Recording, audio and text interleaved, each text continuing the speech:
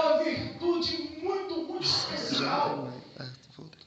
O nosso Deus é um Deus doador, porque antes de tudo, de nós viermos existir, Ele já tinha preparado algo para nós, para que nós não ficássemos na ruína que já estava sido preparada, que estava sido predestinado para nós, que é a morte. Mas nosso Deus falou: não, eu vou providenciar algo para o ser humano, para que ele vá em direção a mim. A primeira missão da Bíblia, quando nós viemos falar de Jesus, que Jesus é o primeiro missionário aonde Gênesis 3, depois da queda do homem, a palavra de Deus fala que Deus vai e pega um animal, imola, mata, arranca sua pele e faça-se uma roupa para o homem e para a mulher, para poder cobrir a sua nudez. Este animal, alguns falam um animal, mas não falam se foi um cordeiro, se foi um cabrito, que tipo de animal que foi. Mas esse animal foi a manifestação de Jesus ao nosso favor. Porque até antes, quando o homem não sabia o que era pecado, não conhecia a sua nudez, ele automaticamente não via pecado nenhum, não via nudez na sua parceira. Mas depois que ele caiu, abriu-se os olhos, aonde nossos olhos nos levam a contaminar o nosso corpo todo. Mas Deus, pela tua infinita bondade e misericórdia, Deus agora começa a colocar o seu plano em ação. Foi a primeira manifestação da missão do cordeiro que ia de ser imolado ao nosso lugar na cruz do Calvário. Não para esconder o nosso pecado, mas para ser lavado. Ao decorrer da história, nós vimos que o homem, para poder chegar adiante de Deus, ele tinha que imolar, tinha que levar um cordeiro macho, preparado, sem defeito nenhum, para poder expandir o seu sangue ali no lugar, no nome de propiciatório, para que a glória de Deus se manifestasse naquele lugar. É só para vocês entenderem aonde eu quero chegar. Para não bastar isso, eu já fui mais além, mas eu quero voltar um pouco atrás, quando nós pegamos a primeira Páscoa no Egito, aonde Deus fala: mata o cordeiro, passa seu sangue sobre os umbrais da porta, para que quando o anjo da morte, a morte vir, aquele que tiver a marca do sangue do cordeiro, este viverá. Mas aquele que não tiver, este vai ser destruído. A outra palavra de Deus fala que o anjo passou, e aonde ela passava e via a marca do sangue do cordeiro, ele não tinha autoridade para poder entrar, porque o sangue do cordeiro, ele estava acima de todas as coisas, porque o sangue do cordeiro era o próprio Jesus. Ao decorrer da história, nós possamos acompanhar o desenrolar das coisas. Nós chegamos a quando, lá em 2 de Crônica, quando Salomão restaura o templo, nós vemos aquele sacrifício todo que Salomão presta a Deus. Quando Deus fala com ele em sonho, que aquele lugar será chamado, aquele lugar ele ia ordenar sua bênção, aquele lugar será chamado casa de oração, aquele lugar ele ia ordenar bênçãos sem medida. Naquele lugar o Senhor manifestou a Salomão e disse para ele que deixou critério: se o meu povo que se chama pelo meu nome, primeiramente, humilhar,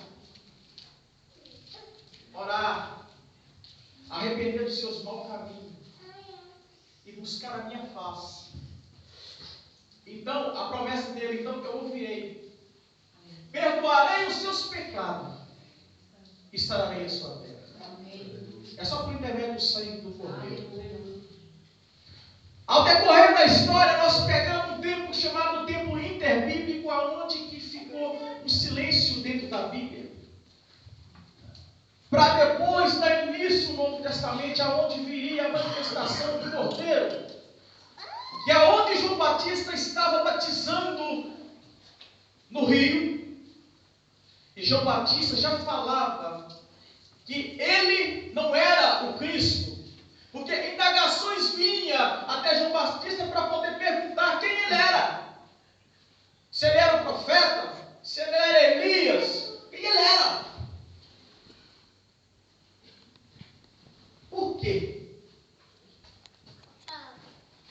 Essa pergunta eles deixaram. Por que então você batiza as pessoas? João Batista disse para eles, olha, eu batizo com água, mas há de vir um após mim, que esse batizará com fogo. Aleluia! Glória a Deus. E não deu muito tempo, o Cordeiro apareceu diante de João Batista, e João Batista levantou, eis aqui o Cordeiro que tira o pecado do mundo, o qual eu não sou digno nem sequer desatar sua sandália.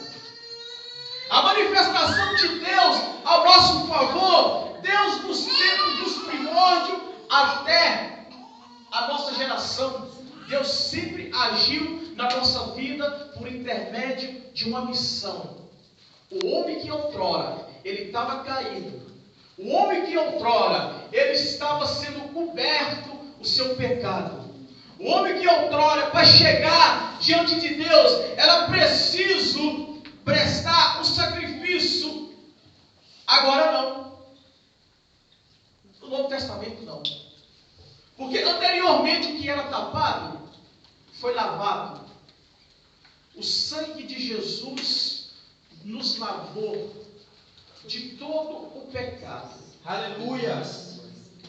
O sangue de Jesus, ele nos libertou do império das trevas e transportou para o reino da tua luz. A grande missão de Jesus. Agora eu pergunto para cada um de vocês: será que Jesus, que Deus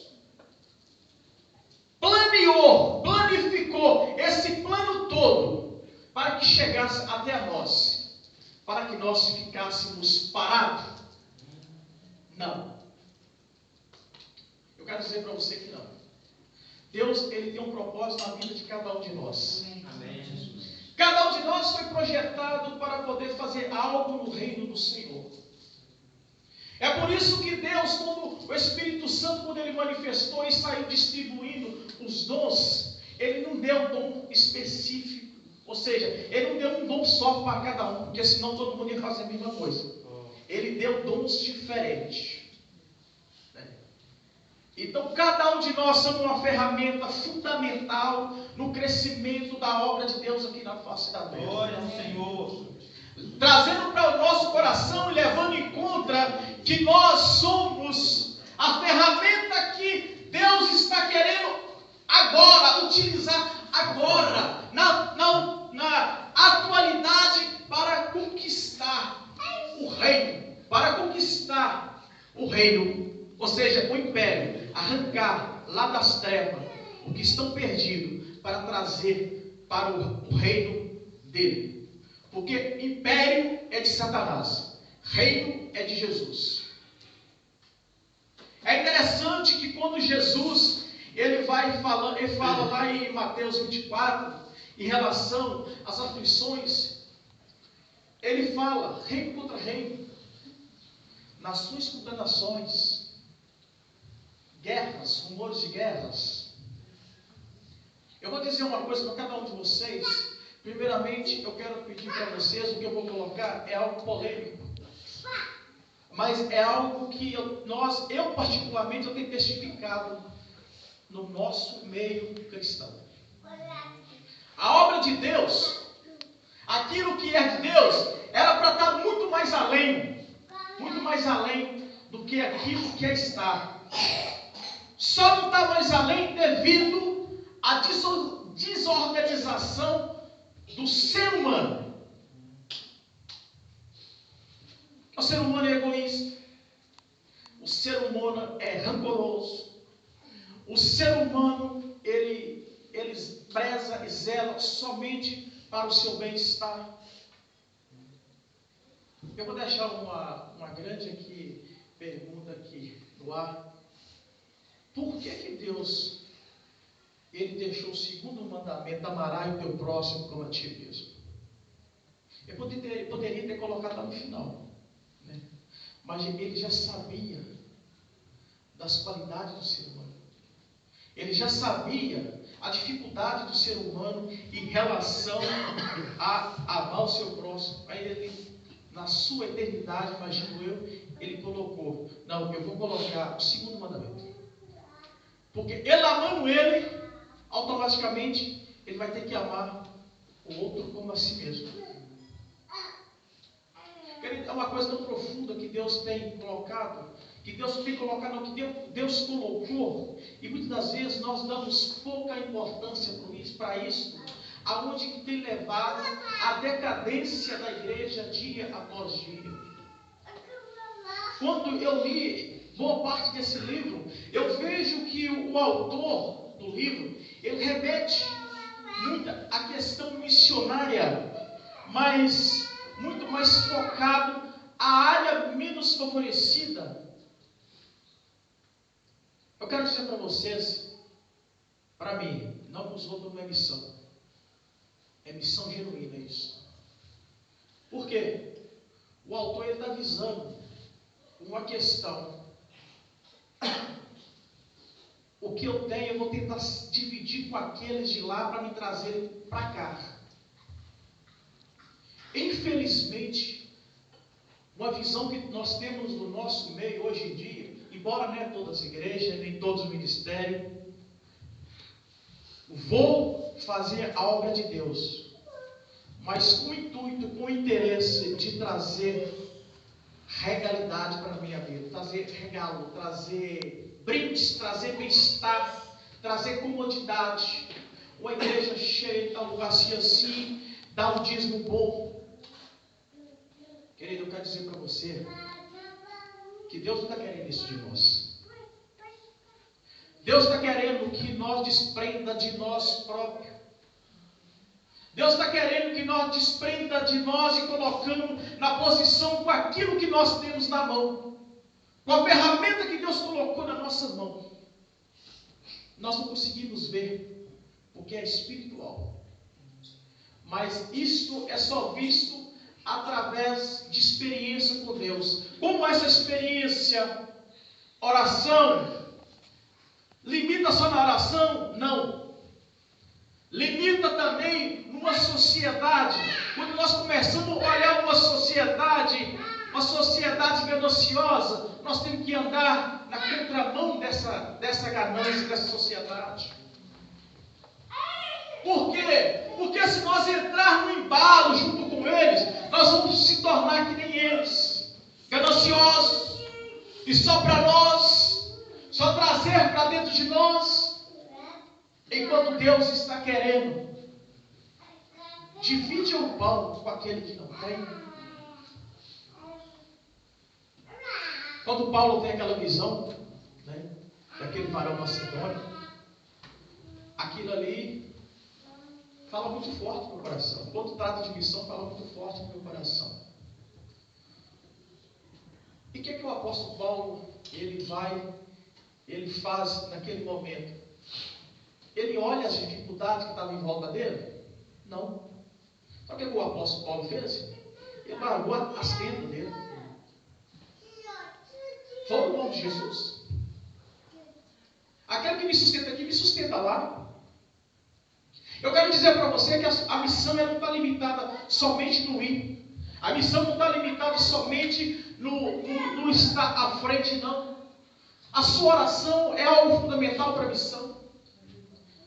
A sua ação é algo fundamental na missão. O seu coração tem que estar disposto, aberto a fazer alguma coisa para Deus. Porque tudo que nasce, primeiro nasce no nosso coração, porque Ele escolheu o nosso coração para colocar algo no nosso coração. Eu fiz uma observação nesse livro, igual todos fazem, né? Que o Abimael acabou de fazer. Eu achei muito interessante. Um autor, o Mulder, eu não sei falar o nome dele em inglês, o Moody lá, eu não sei o que é lá, Moody, pronto. A história fala que ele foi um dos evangelistas, um dos maiores evangelistas da sua autoridade. Aonde esse homem, ele no auge do seu ministério, aquele homem agora, ele se dali, como qualquer um, se sente realizado. Ele tem um sonho, em sono. E aonde ele vê que começou uma coroação a dar-se um galardão, aonde ele pegou uma coroa menor. Então o monge, ele fez o seguinte questionamento. Porque anteriormente ele tinha olhado uma senhora de idade, velhinha, que estava encostada. Ele viu que o galardão dela era maior do que o dele. O que ele fez? Ele fez um questionamento. Mas por que eu, com este movimento todo, com esse ministério todo, com grandes almas rendendo aos pés de Jesus por intermédio da minha vida, por que eu só tenho essa coroa minha pequenininha e aquela senhora tem aquela coroa daquele tamanho?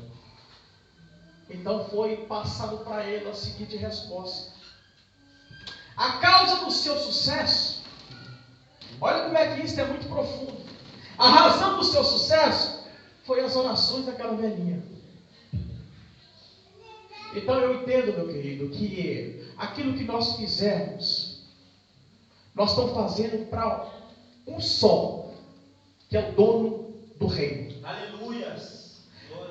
Agora, quando tiver rendendo logo, quem estiver lá à frente, e quando o movimento estiver acontecendo, você pode ter uma certeza que você vai ter o mesmo valor ou mais do que quem está lá na frente.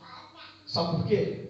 Porque cada alma que renda aos pés de Jesus é contabilizado na sua vida. Você participou. A palavra de Deus fala que Paulo plantou, Apolo regou, mas quem deu o crescimento foi Deus. O crescimento vem da parte de Deus. O nosso objetivo é chegar, jogar semente na terra, regar, o outro vai vir, vai cuidar, mas quem vai dar o fruto é Deus. Quem vai ser glorificado é o nome de Jesus. Nós temos que, muitas das vezes, eu falo com Deus, para tirar da nossa mente esse evangelho barato que muitas das vezes tem sido pregado, não por todos. Tem sido pregado um evangelho barato, um evangelho fraco, um evangelho fajuda, porque o nosso Deus não é isso, não. O nosso Deus é muito mais do que isso. Aleluia, é verdade. O nosso Deus não é um Deus limitado. Toma lá e me dá cá, Senhor, eu preciso disso, eu amo o Senhor. Não, eu amo, nós temos que ser, nós amamos a Jesus, independente de qualquer coisa. Porque aquilo que nós não conseguiríamos passar, Ele passou no nosso meio, no nosso lugar. Porque sabia que nós não suportávamos. Ele foi e trocou o meu fardo, trocou o seu fardo, trocou o seu fardo, trocou o seu fardo, e por aí foi acontecendo, por intermédio de um só objetivo, de uma missão de Deus para com a humanidade. Antes mesmo disso acontecer, o profeta Isaías já tinha uma visão do cordeiro que vinha. Aí muitas das vezes eu já fui questionado, mas Jesus, como é que é a fisionomia de Jesus? Jesus é bonito, é aquele cabeludo que eles colocam lá de olhos azul? Mas meu amigo, vai ler Isaías 53, você vai entender quem é Jesus. Para quem não sabe quem é Jesus, a fisionomia de Jesus, a Bíblia é categoricamente nos dizer. Está lá em Isaías 53, você vai saber quem é Jesus. Aí, muitas das vezes, você vai tirar aquela imagem que é Jesus cabeludo, bonito, né? Por amor a mim e por amor a ti, por amor de todos nós, Deus, pela tua infinita bondade, graça e misericórdia, Deus agora, Ele resolve nos agraciar com toda sorte de bênção. Por intermédio de uma missão que antes mesmo de nós ter sido existente, Ele veio com a tua bondade, já traçou um projeto para nós, para que nós continuasse Ele e não parasse. Quando nós pegamos o livro de Atos dos Apóstolos, a igreja primitiva, nós somos continuidade da igreja primitiva aqui na terra. O avivamento, pastor Alex, ele passa por cada um de nós. Muitas das vezes, há líderes religiosos, quem sou eu para dizer isso? Eu não sou ninguém em relação, ou seja, eu não sou ninguém mesmo. Agora, em relação de conhecimento teológico, tem camarada aí que a gente fala, não, eu vou ficar na minha, porque eles de fato são doutores. Mas a gente vê esses doutores misturando as coisas, a essência original do Evangelho. Eles confundem um avivamento pelo movimento. Movimento não é avivamento. Avivamento, a primeira coisa que gera um avivamento, começa-se com uma obediência mútua. Um avivamento, ele começa aonde há primeiramente união, primeiramente obediência. Ficai-vos em Jerusalém até que seja revestido de poder. Obediência. Depois vem a união. Deus não opera num lugar desorganizado, em lugar aonde tem divisão. Não há avivamento. Avivamento não é, muitas das vezes, o que anda acontecendo no nosso meio. O avivamento é muito mais além disso. O que anda acontecendo no nosso meio das bênçãos são consequências de um avivamento, consequências de vida para com Deus, consequências do nosso esforço para com Deus. Isto é o verdadeiro avivamento. Avivamento gera dentro de nós o desejo de investir em obra missionária. O avivamento gera dentro de nós o desejo de dia após dia dividir aquilo que nós não temos com o outro. O avivamento gera dentro de nós o desejo ali de estar lá para lá, de estar acreditando, por mais que a circunstância nos rodeia, por mais que as coisas apertam dentro de nós, apertam o nosso círculo, mas nós estamos acreditando que se nós não chegar, mas se nós orar, o pastor Alex chega.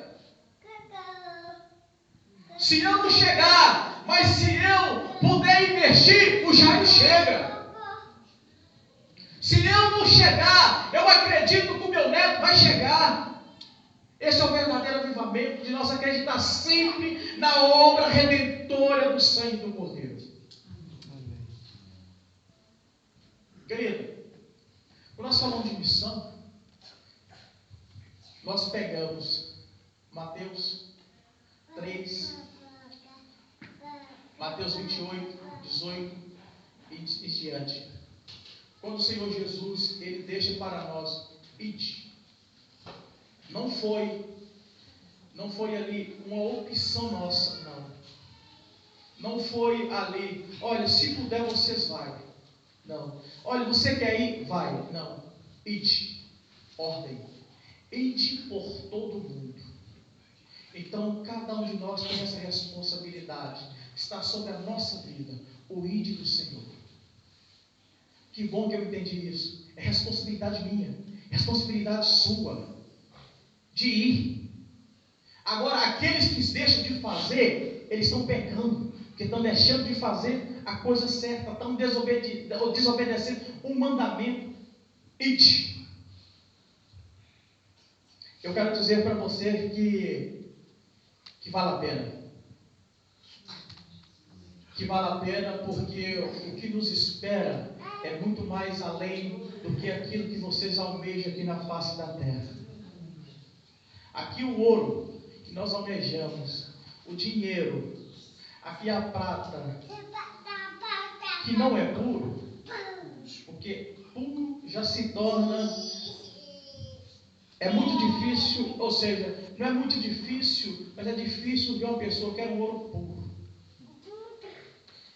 E a Bíblia fala que as praças da Nova Jerusalém é de ouro puro. Aleluia. Aquele é transparente como cristal, como vidro. É isso que está nos esperando. Amém. A Bíblia fala que os muros fundamentados, da muralha que está fundamentado, rodeado, a Nova Jerusalém, são de todos os tipos de pedras preciosas. Dá para você entender uma coisa dessa? A Bíblia fala que João, quando ele é levado em espírito pelo anjo, num cúmulo de uma montanha, que ele tem a visão da Nova Jerusalém, ele fala que aquilo era como pedra de jaspe, cristalina. Agora eu estou colocando para você aqui simplesmente uma coisa: o apego ao nosso bem material. Nós temos que desagarrar o nosso coração do bem material. Nós temos que aprender a dividir aquilo que nós temos, que muitas das vezes nós queremos satisfazer somente nossos olhos, porque é exatamente isso. Porque nós sentimos prazer em olhar, eu tenho. O prazer nosso, o nosso prazer tem que ser o contrário. Nós temos que sentir o prazer quando vê uma alma render aos pés do Senhor, porque a Bíblia fala que é o único momento que há festa no céu, é a hora que o cristão aceita Jesus. Eu tenho falado com Deus: Deus, eu quero provocar muita festa no céu. Aleluia. Deus, eu vou, Senhor.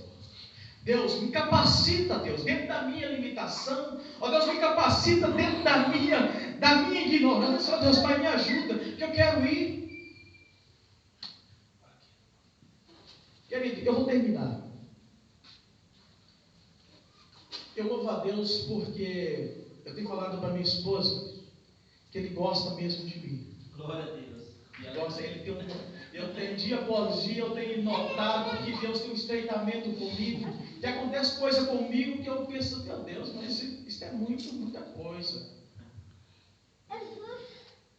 Teve uma altura da minha vida que nasceu no meu coração o desejo de começar. Foi do nada. Oh Deus, eu não quero mais aguentar humilhação de ninguém, eu quero estudar, quero mudar do nada. Entrei na escola e falei: Deus, eu quero fazer assim, eu quero receber para estudar. Deus falou: então toma. Compartilhei com uma pessoa, a pessoa deu uma risada, mas eu não levo como uma risada de irônica, não. Eu quero dizer para vocês que em 2009 eu fui inserido num programa de formação profissional. Quando eu cheguei lá, que era o dia inteiro, de segunda a sexta-feira, o tempo todo, eu fiquei 2 semanas sem saber, umas 3 semanas sem saber para onde correr. É que nem cego no tiroteio. Eu falava com o professor e ele brincava comigo, mas por intermédio do Espírito Santo, aquilo foi trazendo em minha memória. Olha, eu fui, graças a Deus, concluindo, graças ao meu bom Deus. 5 anos se passaram. Estou aqui inteiro e de pé, preparado minimamente para ser inserido dentro do mercado do trabalho. Algo de Deus colocou no meu coração, antes mesmo de ser um crente, de acreditar nos feitos dele sobre a minha vida, um empreendedor da obra do Senhor. Glória a Deus. O que arde dentro do meu coração, eu falar com você, o que arde dentro do meu coração não é estar lá em cima, não, que a minha família sabe. Não é não. O que arde no meu coração é eu poder ver missionário como você e como demais no campo de batalha e alma chegando aos pés do Senhor. É isso que arde no meu coração. Eu tenho pedido a Deus condições para isso, para eu poder manter missionário no campo, e eu vou conseguir no nome de Jesus. Eu vou conseguir no nome de Jesus. Porque vale a pena. Porque vale a pena. Porque o que está nos esperando é muito mais além do que aquilo que nós almejamos aqui nessa face da terra. Aquilo que Deus preparou para nós, não há comparação aqui na terra, não há nada que você possa comparar com aquilo que Deus nos preparou para nós. Não há nada. Eu decidi, eu vou, Senhor. No nome de Jesus. Eu fico maravilhado que eu não estou só nessa caminhada, não. Amém. Eu estou com muita gente do meu lado que está acreditando em mim. Aleluia. Eu louvo a Deus pela vida dessas pessoas que têm acreditado. Tem visto em mim algo além daquilo que eu imagino. São feitos de Deus sobre a minha vida. Eu compartilhei com a minha esposa. Nós temos que começar a olhar para as coisas. Vocês vão entender o porquê que eu falei que nossos olhos escondem muito. Porque Deus começou a chamar a minha atenção nas questões, algo satisfatório para o nosso coração. Os olhos veem, e o nosso coração se sente inchado. O nosso coração ele incha, ele toma o lugar do Espírito Santo, que inibe a operação dele sobre as nossas vidas. Coração culpado, meu irmão, é terra e frutífera. O coração poder estar limpo, poder estar preparado. O que dá a semente, ele próprio, é o que dá a semente, ele próprio chega e joga a semente. E a semente frutifica e começa a produzir fruto do Espírito. Aonde eu encontro em você fruto do Espírito, aonde eu encontro a senhora fruto do Espírito, encontro em você, encontro em você, algo forte, algo que eu olho assim, não, eu quero mudar minha vida, porque vale a pena, porque eu vejo algo diferente. Querido, e tem um detalhe muito grande. Esses últimos dias que nós estamos passando são tempos dificultosos, muito difícil, mas tudo isso estava escrito para nós. O Senhor Jesus, com os seus discípulos, ele vem dizendo para eles: olha, no mundo vocês vão ter aflição, mas tem de bom ânimo, eu venci o mundo. Paulo, ele também nos advertiu a esse tempo, em 2 Timóteo 3:1. Sabe, porém nisto, nos últimos dias, sobrevirão tempos difíceis, o que nós estamos passando. Para não ficar por aí, ele vem dizendo mais além: pois líderes religiosos serão egoístas, avarentos, jactanciosos, arrogantes, blasfemadores, desobedientes aos pais, ingrato, avarento, desafeiçoado, caluniadores, sem domínio de si, cruéis, inimigos do bem, traidores, atrevidos, antes amigo dos prazeres do que amigo de Deus. Está tudo à nossa volta. Mas concluindo, ele nos prometeu um lugar. A Canaã que ele prometeu a Abraão, lá em Gênesis 13, que chamou no 12 e no 13 que ele preparou a Canaã para Abraão, é uma simbologia da Nova Jerusalém, o qual Aleluia. Nós ia alcançar. Aleluia. Sabe por quê? Eu vou dizer para você o porquê. João, na sua visão, em Apocalipse 7, ele vê aonde entra aquela questão. Eu não vou entrar para esse lado, dos 144 mil selados. Só que depois o anjo olha e vê uma multidão. Você está sabendo? Uma multidão de toda língua, povos, raças, etnias e nações. E detalhe, aí o anjo vai e faz a seguinte indagação: e esses daí? Esses daí são aqueles que lavaram as vestes no sangue do Cordeiro. Não é os que vêm da grande tribulação. Samuel, você, é você. Amém. E muita gente que nos espera além da fronteira. E muita gente que nos espera dentro desse Portugal. São este povo que Jesus está esperando que nós vamos atrás dele. Aonde está mencionado